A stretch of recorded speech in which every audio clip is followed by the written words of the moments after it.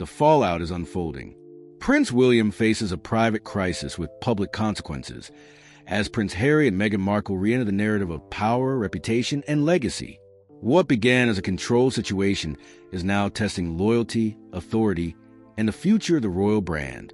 Phones began lighting up before official statements were even drafted. Advisors moved quickly. Security teams tightened protocols. Behind closed doors, Prince William was forced to respond to a situation that threatened both his family's safety and his credibility as a future monarch. Reports claim the incident was not random. Sources suggest it stemmed from a breakdown of trust within overlapping royal circles, where personal alliances, old rivalries, and media influence intersect. The concern was not just operational failure, but the possibility of internal vulnerability. In royal terms, that shifts the problem from logistics to power. Prince William's response was described as controlled and unsentimental. Rather than reacting publicly, he focused on containment, quiet verification, and reputational stabilization. Insiders say he treated the matter less like a scandal and more like a strategic test, one that would reveal who could be trusted and who could not. This comes at a delicate time. Prince Harry and Meghan Markle continue to shape the broader narrative from outside the institution. While they are not directly linked to the situation, their past criticism of palace systems and security culture has resurfaced in public discussion. Some commentators argue their earlier warnings now appear prescient. Others believe the renewed attention strengthens their influence over how the public interprets royal vulnerability. What makes this moment significant is not only what happened, but how it reframes authority. For years, Prince William has worked to present himself as disciplined, modern, and capable of managing both tradition and reform. A perceived lapse, whether real or exaggerated, poses a risk to that image. And in monarchy, perception often carries more weight than fact. It's been said that William resisted external intervention in the early phase, preferring internal review over public escalation. The logic is clear. Inviting outside forces can amplify speculation, invite political pressure, and create competing narratives that weaken institutional control. Privately, discussions reportedly centered on one uncomfortable question. Was this an unfortunate convergence of errors or evidence of deliberate interference? The difference matters. One implies tightening procedures. The other suggests a deeper struggle over influence within royal networks. Observers note that William's approach contrasts with older palace traditions of deflection and silence. Instead of denying or minimizing, he appears to be recalibrating power quietly, reassigning roles, limiting access, and reinforcing loyalty through structure rather than spectacle. It's a shift toward governance over optics. Meanwhile, public sentiment remains divided. Some see the situation as a reminder of the intense scrutiny surrounding royal figures. Others frame it as a leadership test. Online discourse has revived familiar themes: generational change, institutional resilience, and the ongoing shadow of past royal controversies. There is also a financial dimension. Security budgets, operational authority, and donor confidence are all influenced by perceptions of stability. Any suggestion of disorder can ripple into funding decisions, media partnerships, and long-term strategic planning. Behind the scenes, aides are said to be monitoring how Prince Harry and Meghan Markle's public positioning might intersect with the broader story. While no direct involvement has been indicated, their names continue to surface in discussions about reform, accountability, and the cost of royal image management. For Prince William, the challenge is layered. He must protect his family, maintain public trust, manage internal dynamics, and signal strength without appearing reactionary. It's a careful balance between restraint and authority, one that could shape how he is viewed for years to come. What unfolds next may not be loud. It may not even be visible. But the decisions being made now could quietly redefine power lines within a royal structure and determine who truly controls the narrative when the next revelation emerges. The tension did not fade after the initial response. Instead, it shifted into a quieter, more dangerous phase, the kind where influence is traded in whispers, not headlines. According to sources familiar with internal briefings, Prince William began mapping not just what happened, but who stood to benefit. In royal strategy, motive often matters more than method. A single breach can be accidental. A pattern suggests intent. Behind palace walls, conversations reportedly turned to long-standing fault lines. rival advisory circles, competing media relationships, legacy loyalties tied to earlier generations. What looked like a modern security concern began to resemble an older struggle for leverage, one rooted in hierarchy, status, and control over narrative. It's been said that William was particularly focused on information flow. Who knew what? Who approved access? Who spoke to whom? The goal was not to punish impulsively, but to understand how power quietly moves through the institution. In that sense, the incident became a diagnostic tool, a way to expose structural weaknesses that had existed long before this moment.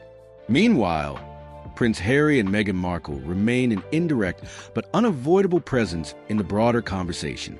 Their previous claims about internal politics, media manipulation, and emotional strain resurfaced across commentary channels. Some viewers interpret current events as validation of their perspective.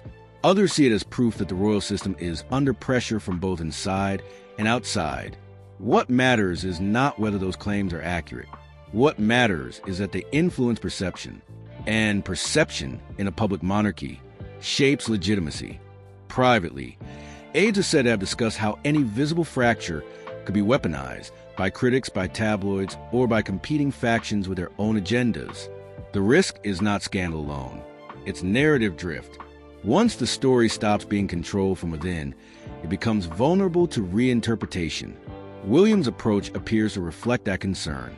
Instead of dramatic gestures, he is believed to be consolidating authority through process, adjusting oversight, streamlining decision channels, reducing the number of people with access to sensitive planning.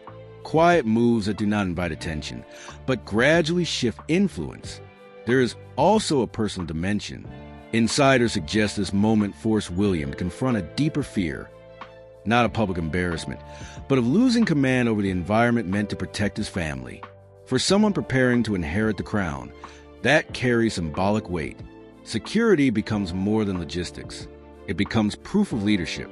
At the same time, public opinion remains fluid.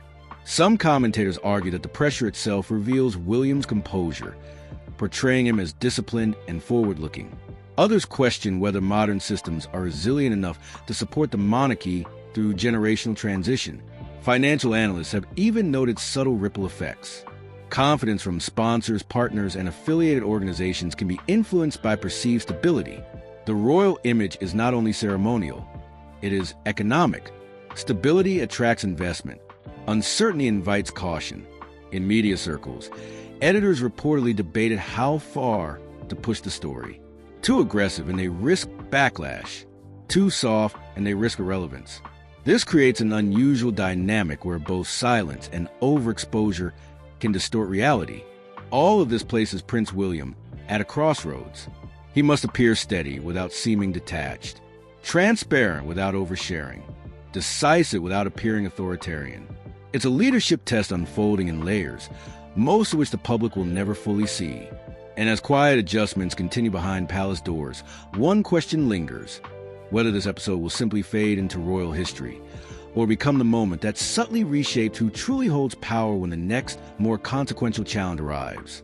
As the internal review deepened, a more complex picture began to emerge, one that extended beyond a single incident and into the broader architecture of influence surrounding the monarchy. According to people briefed on the process, Prince William began treating the situation as a case study in institutional resilience. Not simply asking how something went wrong, but how the system itself could be fortified against future pressure. That meant examining communication chains, loyalty networks, and informal power structures that often operate alongside official authority. It's been said that William was less concerned with assigning immediate blame and more focused on long-term containment. In royal operations, abrupt public action can trigger unintended consequences. A quieter recalibration, by contrast, allows control to be reasserted without inviting open conflict or speculation. Behind closed doors, advisors reportedly debated the broader strategic implications. Any suggestion of internal fragility risks encouraging external critics, reigniting old controversies, or validating long-standing narratives promoted by Prince Harry and Meghan Markle. Their past claims about secrecy, institutional rigidity, and emotional strain have left a lingering imprint on public discourse. Even when unrelated, Their names tend to surface whenever the palace appears unsettled. Sources suggest William is acutely aware of this dynamic. Rather than responding to commentary directly, he appears to be reinforcing operational credibility, seeking to demonstrate that modern leadership can be firm, structured, and adapted without resorting to public confrontation. At the same time, the episode has reportedly prompted reflection on generational identity. William represents a bridge between tradition and reform, expected to honor legacy while reshaping it for a changing world.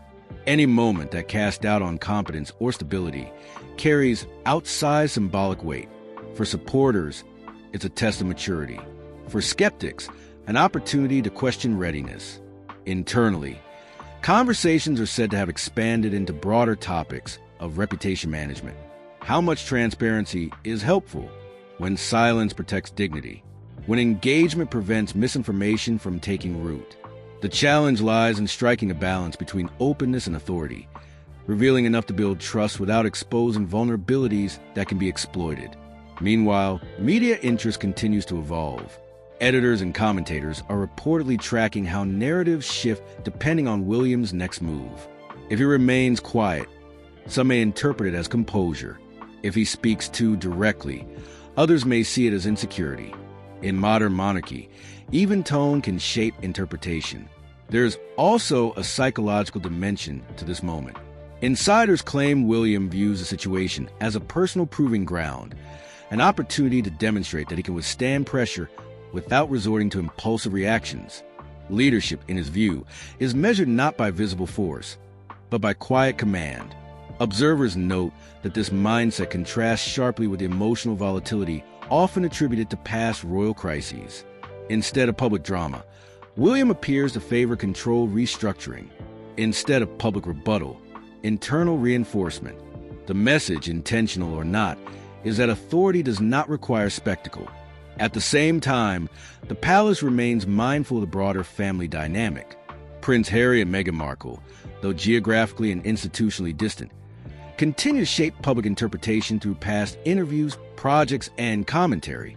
Any internal disruption risks being framed to the lens of their earlier criticisms. Fairly or not, this creates a subtle but persistent tension. The palace must maintain unity without appearing rigid.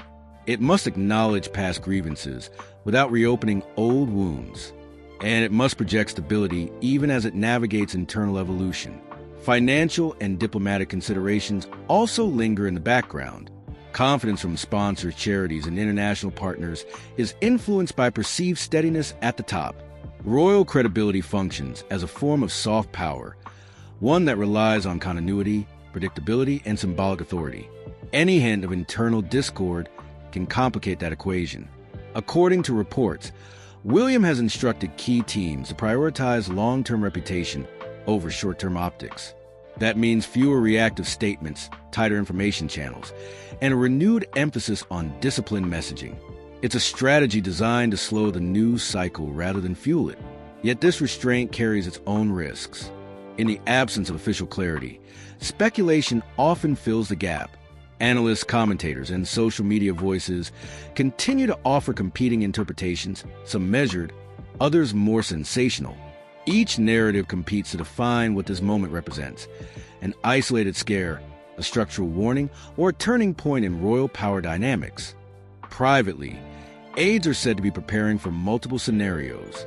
If the situation fades from public memory, William can quietly continue reinforcing internal systems. If it escalates into a broader reputational debate, he may need to adopt a more visible posture, one that asserts control without appearing defensive. What remains consistent is the sense that this episode has accelerated a deeper transformation. William is not merely reacting to an incident. He appears to be reshaping how authority is exercised, how loyalty is secured, and how the monarchy adapts to an era of relentless scrutiny. And as quiet adjustments continue behind palace walls, the true impact may only become clear later, when a future challenge tests whether these unseen changes have strengthened his position or revealed new fault lines waiting to surface. As the situation settled into a slower news cycle, its deeper implications began to take shape, less about a single event and more about the evolving balance of power around Prince William. According to sources close to senior advisors, This period has been used to reassess who holds influence over critical decisions, not in a dramatic or confrontational way, but through subtle restructuring. Committees reshuffled, access narrowed, decision-making streamlined. The visible change is minimal, but insiders suggest the internal shift is deliberate. William's strategy appears rooted in one principle: control the structure, and you control the outcome, rather than responding to public narratives. He is reportedly working to ensure fewer narratives can form in the first place. That means tightening communication channels, formalizing previously informal roles, and reducing reliance on personal networks that may carry conflicting loyalties. This recalibration also reflects an awareness of how quickly perception can solidify into reputation. In an age of instant commentary, even small uncertainties can snowball into enduring doubt. William seems determined to prevent that by building systems that project consistency, even when the public never sees the machinery behind them. At the same time, there is recognition that public memory is selective. What endures is not the full story, but the emotional impression it leaves behind. Was he composed? Was he decisive? Did he appear in control? These impressions shape long-term credibility more than technical explanations ever could. Observers note that Prince Harry and Meghan Markle remain an indirect influence on this environment. Their departure from royal life and perspectives they have shared since continue to frame how audiences interpret palace actions. When questions arise about transparency, internal pressure, or institutional culture, their past comments often resurface as reference points. Sources suggest William does not intend to engage with that dynamic directly. Instead, he appears focused on ensuring that his leadership style speaks for itself, measured, reserved, and grounded in procedure rather than emotion, where others might attempt narrative rebuttal. He seems to prefer operational proof. Internally, this has reportedly led to renewed emphasis on discipline and professionalism. Staff are said to be receiving clearer directives about confidentiality, accountability, and chain of command. The objective is not only security, but cohesion, reducing the likelihood that competing factions can exploit ambiguity. There is also a generational undertone to all of this. William represents a modernizing force within an institution shaped by older norms.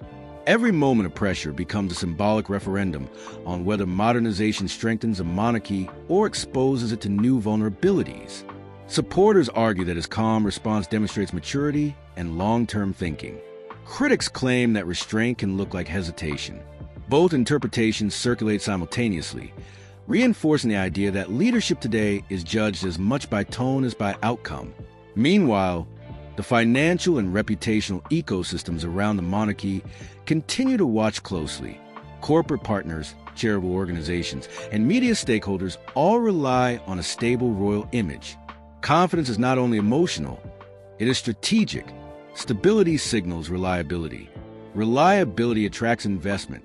This has reportedly encouraged William's team to prioritize continuity in public appearances, maintaining a steady schedule, avoiding abrupt changes, reinforcing the image of normalcy. The goal is subtle reassurance, projecting that the institution remains functional, focused, and unshaken. Behind the scenes, however, preparation for future scenarios continues. Advisors are said to be mapping out how William should respond if similar challenges arise again. What level of visibility to adopt, when to speak, when to stay silent, how to balance personal authenticity with institutional duty. Psychologically, this period may mark a shift in how William views his role. Insiders suggest he is increasingly comfortable making difficult decisions without seeking consensus, less concerned with pleasing every faction, more focused on ensuring clarity of authority. That evolution carries both promise and risk. Strong leadership can inspire confidence, but excessive centralization can provoke quiet resistance. Navigating that line will likely become one of the defining challenges of his future reign. Public curiosity remains steady. Viewers continue to search for updates on Prince William, Prince Harry, and Meghan Markle, drawn by the broader themes of power, legacy, and rivalry. Even when direct connections are absent, the emotional narrative of family tension and institutional change keeps interest alive. What makes this phase particularly intriguing is its quietness. There are no dramatic announcements, No visible confrontations. Instead, power appears to be shifting through meetings, policies, and internal realignments that most people will never witness. Yet, history suggests that these silent moments often matter most. The structures built now will determine how the monarchy responds to future controversies, external criticism, and generational transition. And while the public sees only calm continuity, something deeper may be unfolding beneath the surface. A recalibration of influence that could define how Prince William asserts authority when the next challenge demands not just composure, but unmistakable command. What becomes clear in the aftermath is that this was never only about a single event. It has evolved into a quiet demonstration of how Prince William intends to exercise authority in an era where every decision is scrutinized, interpreted, and sometimes misrepresented. According to sources familiar with long-term planning, William is using this period to redefine how influence operates within his orbit. Less reliance on tradition, more emphasis on structure, accountability, and strategic foresight. The intent, it's been said, is to ensure that future challenges are met with preparation rather than reaction. One recurring theme in internal discussions is predictability, not in behavior, but in governance. When systems are clear, leaks become harder. When roles are defined, confusion diminishes. William's leadership style appears increasingly rooted in minimizing uncertainty, both within the palace and in the public eye. At the same time, there is awareness that no system is immune to pressure. External narratives, especially those tied to Prince Harry and Meghan Markle, continue to influence how audiences interpret royal actions. Their names remain closely associated with conversations about transparency, institutional strain, and modern relevance. Sources suggest William does not view them as direct adversaries, but as part of a broader reputational environment he must navigate. Their past statements, projects, and media presence have reshaped expectations. Silence can be seen as avoidance. Engagement can be seen as escalation. Either way, perception remains a constant variable. Rather than confronting that tension head-on, William appears focused on strengthening his own identity as a leader. Calm, disciplined, intentional.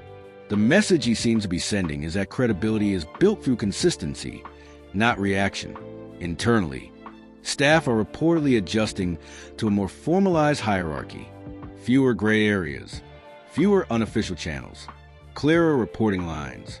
These changes may appear procedural, but they reflect a deeper shift towards centralized responsibility, an attempt to ensure that accountability rests where authority truly lies.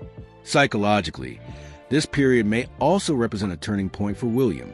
Insiders claim he is becoming more comfortable making decisions that are firm, sometimes unpopular, but strategically necessary, less guided by legacy expectations, more guided by long-term institutional survival. That evolution carries symbolic weight. He is no longer simply the heir preparing to step forward. He is increasingly operating as a steward of stability, shaping the environment he will one day inherit rather than waiting to adapt to it. Public response remains layered. Some viewers interpret his restraint as strength. Others perceive it as guardedness. But across demographics, interest in royal power dynamics continues to draw attention, especially when names like Prince Harry and Meghan Markle remain part of the broader emotional narrative. Financial analysts, media strategists, and diplomatic observers all continue to monitor how this recalibration affects long-term confidence. The monarchy functions not only as a cultural symbol, but as a network of influence tied to partnerships, philanthropy, and global perception. Stability remains its most valuable currency. Behind the scenes, preparations for future crises are reportedly underway. Scenario planning, message alignment, contingency strategies. The goal is to ensure that when pressure returns, as inevitably will, the response is decisive, measured, and unified. There is also growing awareness that modern audiences are less interested in ceremony and more interested in accountability. Authority today is not inherited in the public mind. It is demonstrated over time through restraint, clarity, and the ability to withstand scrutiny without unraveling. For William, this moment may ultimately serve as a rehearsal for far larger challenges ahead, not because of the scale of the event itself, but because of what it revealed about loyalty, narrative control, institutional pressure, and the fragile balance between tradition and reform. Meanwhile, the broader royal landscape, remains in flux. Prince Harry and Meghan Markle continue to shape conversations about independence, identity, and reinvention outside palace walls. Their presence in public discourse ensures that any internal shift within the monarchy is viewed through a lens of comparison and contrast.